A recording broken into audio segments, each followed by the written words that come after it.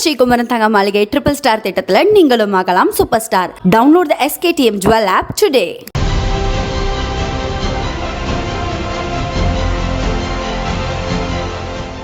IPL தொடரின் முதல் qualifier போட்டியில் பஞ்சாப் அணியை பெங்களூரு அணி 101 ரன்னில் சுருட்டியதோடு வெற்றி பெற்று இறுதிப் போட்டிக்கு துண்டு போட்டு வைத்தது.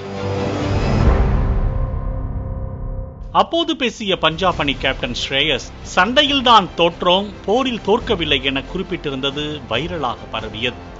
இந்த நிலையில் குவாலிஃபயர் 2வில் மும்பை அணியை எதிர்கொண்ட பஞ்சாப் அணி கேப்டன் ஸ்ரேயஸ் ஐயரின் அபார ஆட்டம் காரணமாக போட்டியை வென்றது. 200 ரன்களுக்கு மேல் குவித்தால் மும்பை அணி போட்டியை நிச்சயம் வெல்லும் என்று சொல்லப்படாத விதியையும் பஞ்சாப் அணி அடித்து துவம்சம் செய்தது. கடந்த ஆண்டு ஸ்ரேயஸ் தலைமையிலான கொல்கத்தா அணி IPL கோப்பையை வென்ற போதும் அவரை இந்த ஆண்டு அணியிலிருந்து நிர்வாகம் விடுவித்தது.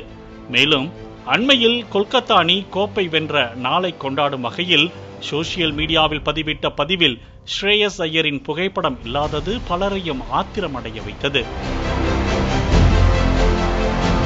இந்த முறை கொல்கத்தா அணி பிளே ஆஃப் செல்லாமல் புள்ளி பட்டியலில் அதல பாதாளத்திற்கு சென்றது. அதே நேரத்தில் பஞ்சாப் அணியை கேப்டன் ஸ்ரேயஸ் ஐயர் தோளில் சுமந்து இறுதி போட்டிக்கு எடுத்துச் சென்றார்.